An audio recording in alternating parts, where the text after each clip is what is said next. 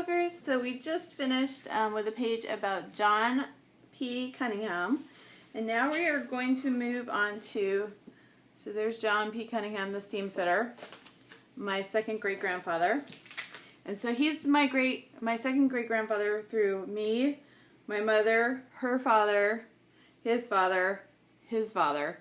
So this is me, my mother, her father, his father, his mother, I think. Something like that. Isabelle Durfee McCalpin. And so I've seen it spelled different ways. And so I've already gotten her name spelled out, and I forgot on this one to get it all consistent with the rest of the album with these types of letters. They're very old. I think they're from like 2009. They're from My Mind's Eye, but I just forgot on that one. So what I'm going to do on her page, just to kind of tie them together, is I'll bring in these letters that I used for him and write something. I don't know what. Yeah. Okay. So the first thing is I don't think I have any photographs of either of these people. And so what I did instead was I printed off some photos of New Bedford at the time when they lived. So I just went to, there's a lot of historical societies for New Bedford, Massachusetts. But anywhere that your ancestors lived, you're going to be able to find something. So maybe not as much as New Bedford. It was like a rocking good time back then. You know, like first they had the whaling industry, and then they, you know, were involved in textiles, and there was a lot of money back then. I don't think so much now. But it was a very rich city at one point. And this whole time is, I think I must have her dates of birth and death wrong. Because, this is why. I know from these censuses that she at least lived until 1940. So the thing that I'm going to do first is, yeah, these have got to be wrong. For sure. So the first thing I'm going to do is go into, even her date of birth must be wrong, because I have her date of birth as 1812, and she's married to a guy that was born in 1863, so that doesn't make any sense. And then I have her dying in Canada in 1853, but I know she was alive in 1940, so that's going to be wrong too. So the first thing that I'm going to do is get onto Ancestry.com and really go through the censuses and kind of write down what I learn. And the best way that I like to do that is to just do it directly onto a scrapbook page. So the first thing I'm probably going to do is go grab another piece of paper from Studio Calico. So it might not be this particular piece of paper. If I have another one, I might consider using that and then just like flipping it upside down or something like that. Or just some from that same line of paper. So let me go look for that and then do some research, and then I'll be back. Hey Scrapbookers, I am back, and so is this cat. So I went away and did homeschool, sorry for the adjustment, and picked up my daughter at school, and one that goes to school and one that I homeschool, and did a little bit of research on Isabelle, and quickly got I got her birth date and death date right, I think. So she was born 1859, died 1950. So 18. So I definitely had that wrong. And then her dad is a tailor from Ireland. So and New Bedford is a textile place. So I got out this old Jenny Bolin paper with all the spools of thread. Then I also got some other papers out from my Studio Calico pile of stuff that will match her husband's side. So, and, oh, look at that. It's more like a Barbie thing, but patterns, which, you know, would go along with textiles. Just a basic gray, not basic gray, but Studio Calico piece of gray paper. So all of these I thought could go along with it. I liked this one an awful lot too.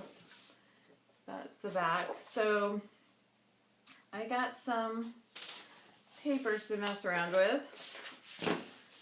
But then, when I went out to do errands, guess what I did? Yeah, it's a haul, y'all. It's a haul, y'all. So, I went to, but I did, okay, the other thing I did was, on Miss Isabelle, Durfee, McCalpin, her mother, Harriet Minerva Durfee, McCalpin, she is related to the Bordens. We're like cousins with the Bordens. And they might even be, I might even have some that are my actual grandparents. I can't remember. I need to look. But here's a book called A Private Disgrace, Lizzie Borden by Daylight by Victoria Lincoln, written in 1967. And I think that this is something that either my aunt picked up at a, you know, used bookstore, or that was maybe in my grandfather's collection. I'm not sure. Because she was like, well, I want it back afterwards. So I kind of think might have been my grandfather's, but he didn't write his name in it. And he usually did stuff like that. So, let's see if there's an index in here. See if there's any Durfees. There's no index. The other thing is, once we get to the other grandparents that are close to these grandparents, my great-grandfather was a reporter in New Bedford at the time of the trial. So I really would love to find an article written by him about Lizzie Borden. I think that would be so cool. Alright, we're going to put that away for right now, because I'm going to show you my haul. So I was watching, what's her name? Hello Jilski. And she said, enabler, that there was a paper pad on a hot buy at Michael's. And I thought I had already looked there and got some cute stuff. But I didn't know they have Wildflower. And I do have some other papers that are Wildflower. So while I was waiting for my son to solve math problems, I cut out some of the pattern paper, like I fussy cut it. So, and which was kind of distracting to him. He has ADHD, so he kept looking over. It's probably not a good idea, but it is kind of boring when I'm just sitting there. He's got these orders of operation problems that are like, you know, they're like so long. And I felt kind of comforted because when his friend was over this weekend, I showed him, I'm like, are you guys doing this in school? And he was like, I know what that is, but I can't do it. And I was like, yes, because Matt can totally do it. Anyways, this is Wildflower, and I really like this line. It just, I don't know, I like it. It's got grids, it's got hard lines, and then it's got all these like florally things, you know. The cat thinks it's pretty interesting too. So that was on a hot buy at Michael's. I also stopped at, so I just did really quick, like, you know, I took 1 hour before I had to get my daughter and went to Michael's and Tuesday Morning, which are both near her school, conveniently enough. Then I got Wanderlust, and this was on sale at Tuesday Morning.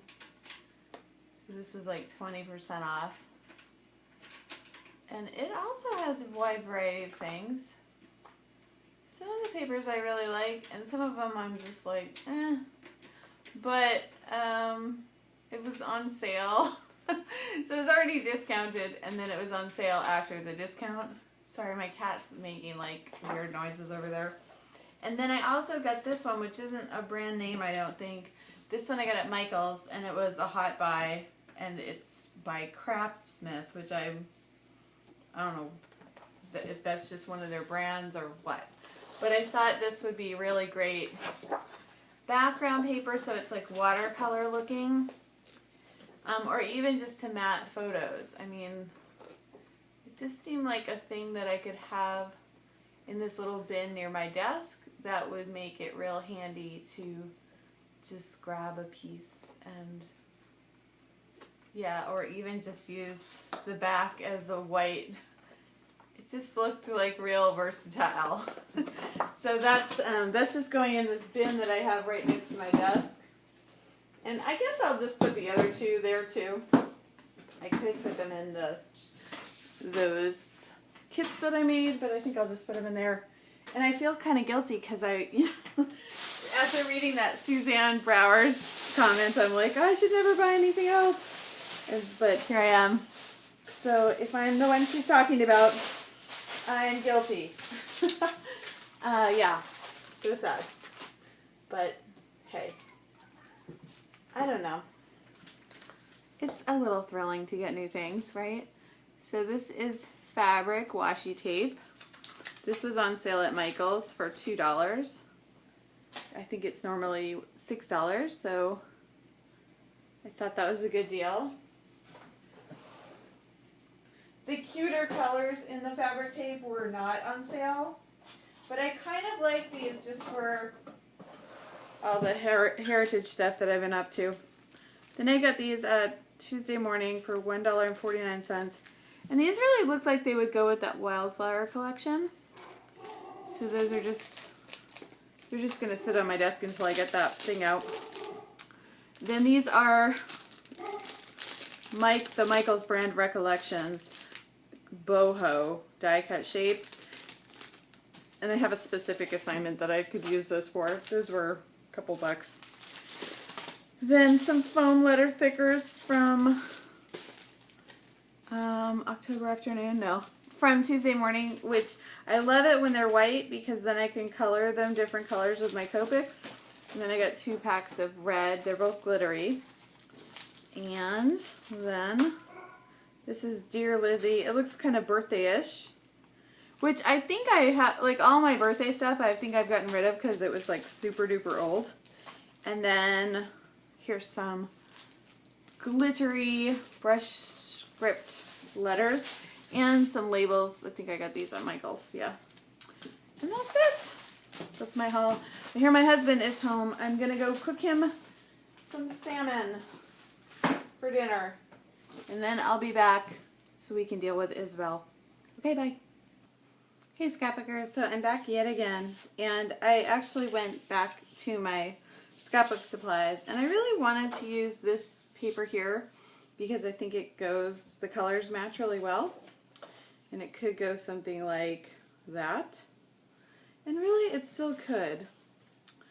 But I really like the idea of using this thread because it ties in with that notion, get it? Haha.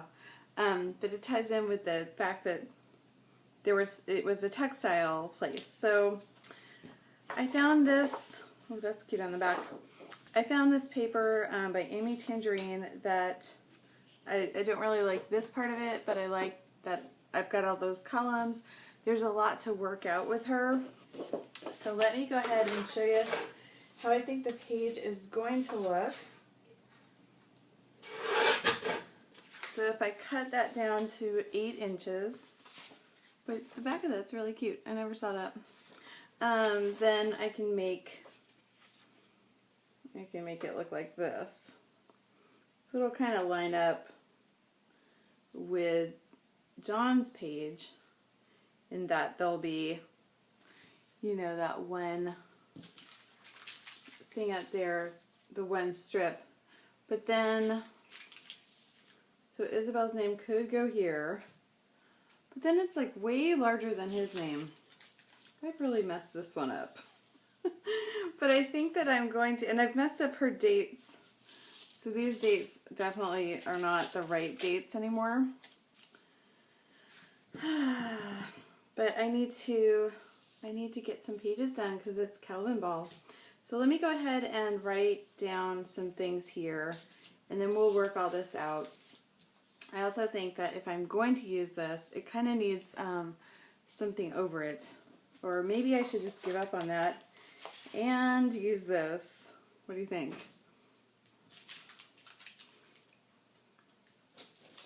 I kind of think this looks better. Maybe what I can do with this one is just cut out a few of these, like fussy cut them and put them in the middle. I think that might be the ticket. All right, I'll be right back.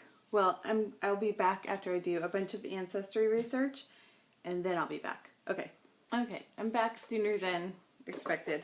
When I looked at this, I didn't like that there was a cow up there because I don't really think that has a whole lot to do with this ancestor. If I was still doing the ones from Harvey, that would have worked perfectly because they did have cows. They've Jersey cows, and they're quite proud of them. But not the city dwelling. So the last set of grandparents that I did were, they lived up in Canada in a town where they settled the town. So it was quite rural. But New Bedford is a well-established city that's like a hub of industry. So that cow wasn't working as well for me. So I took that one out, and yeah. And so I'll cut a few of these to go in these little boxes, but let's see. Let's go ahead and get these letters down now, just so I will not mess with them anymore.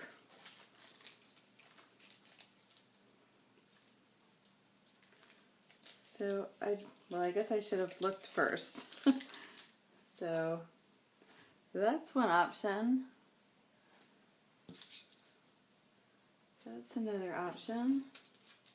But if I do that, I don't have a lot of room for this stuff.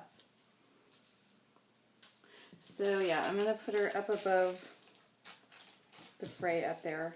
You know what's crazy is this stuff doesn't seem very sticky at all. No, it doesn't. So I'm going to reach for the Thermoweb sticky dots. And let's just, so I did all of this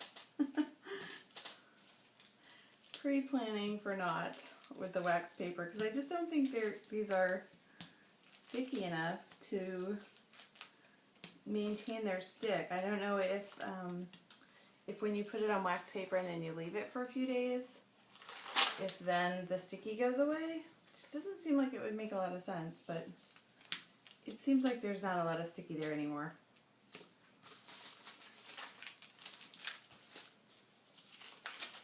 Okay.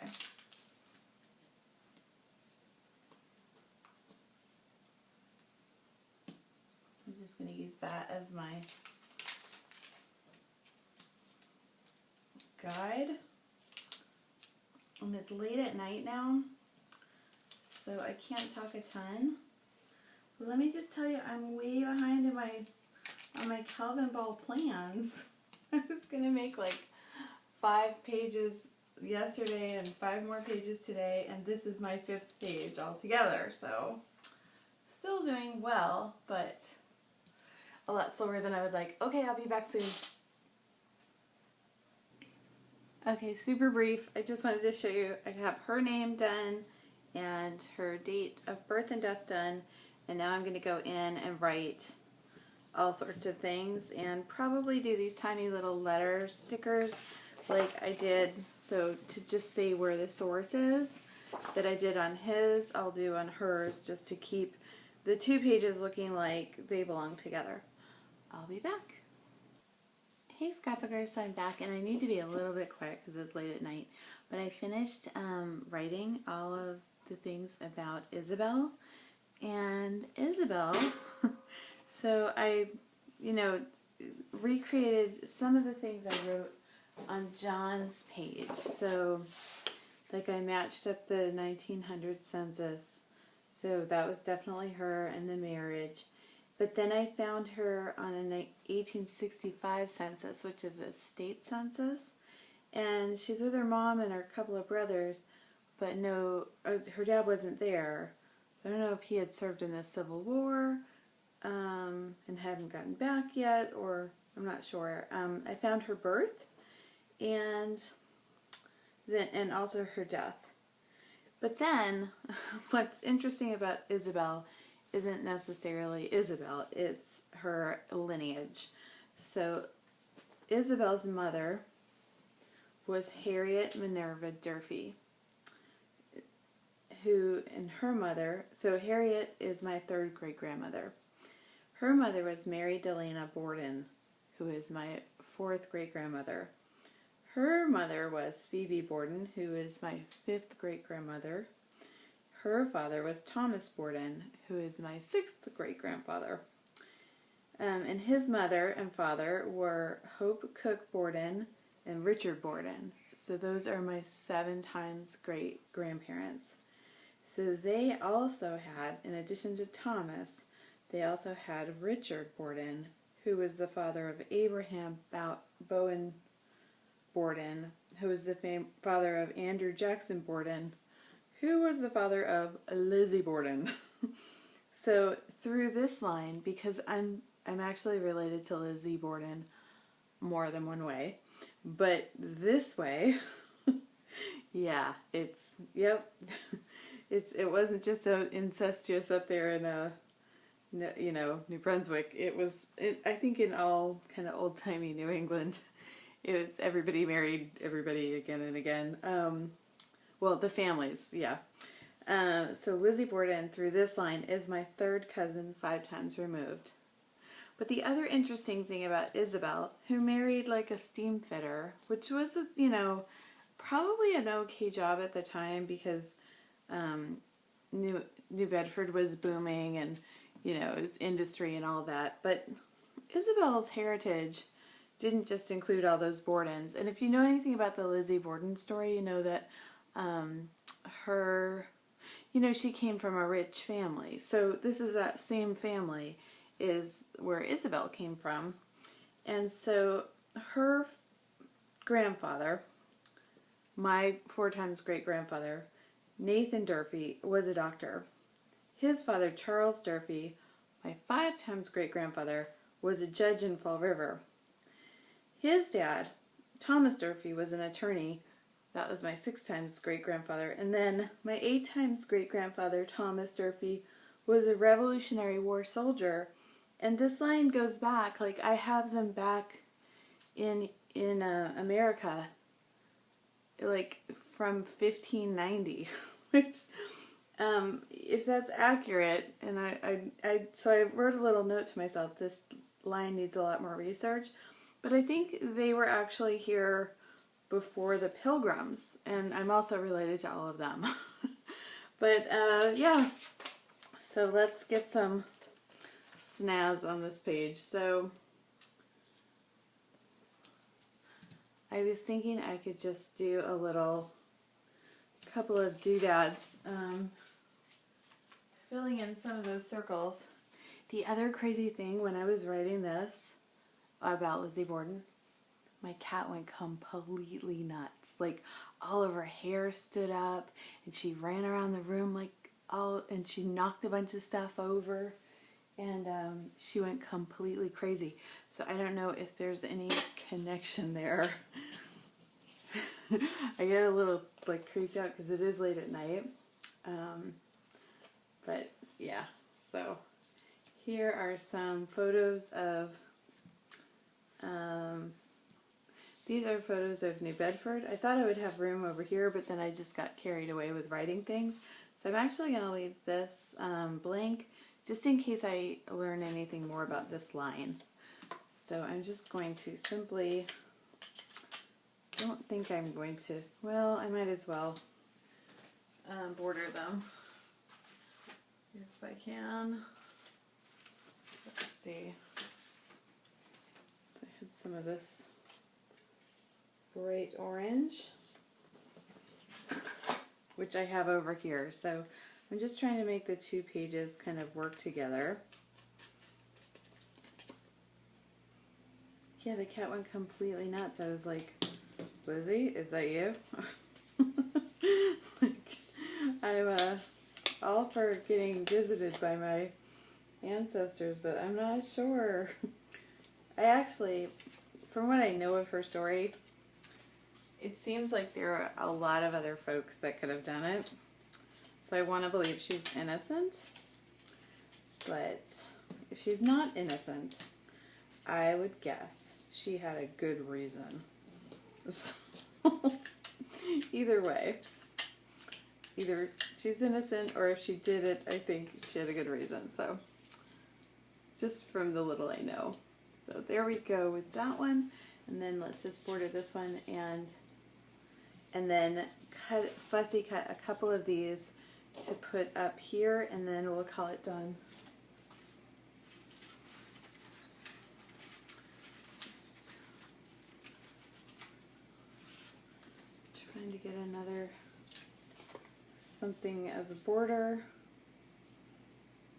Kind of want it to be more colorful than that. Let me find that pink that I had over here.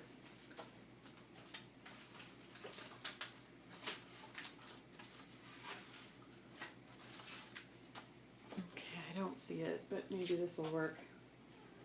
This is blue. This will be fine. But yeah, the cat went completely, I mean, like super duper crazy. It's like, what's going on?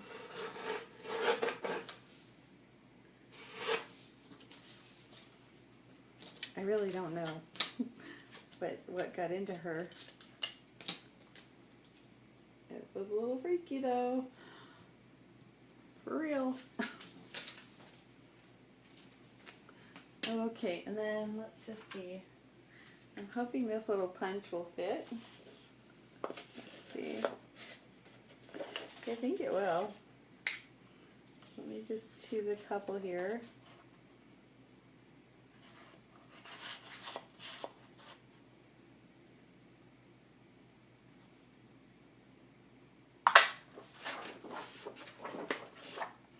So I'm thinking I'm going to need to layer these.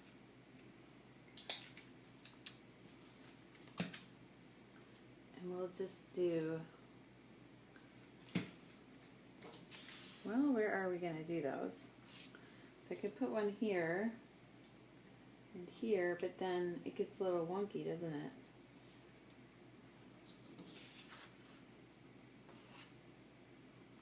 Well, I don't like that as much as I thought I would. I think I'll just do one and have it be there. But that seems kind of stupid to just do one, doesn't it?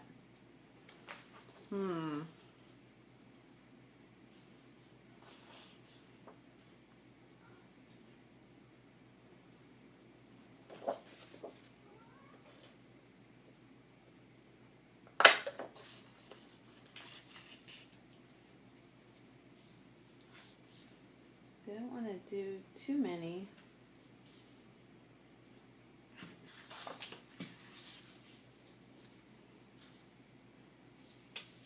I think maybe just one is going to be fine. She's going crazy again. Okay, so if you never hear from me again, you know that, you know. I swear. She's seriously doing it again. Like her tail is all, like all furry, you know. Let's just put that just right here. And so, yeah, so I think there's a story here that, like, Isabelle came from money, I think, and ended up with a plumber. And so my family always kind of thought the Cunninghams weren't, you know, and maybe they weren't.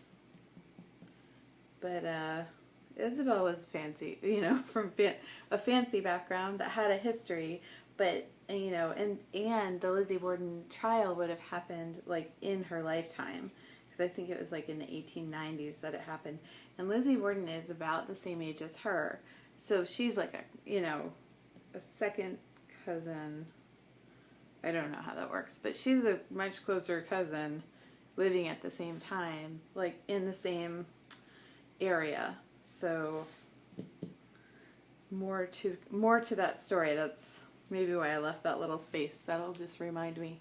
Okay, well that is all for today. It's only day 2 of Calvin Ball, and I only made 1 page. So that was Isabelle and her connection to Lizzie Borden. Thanks for watching.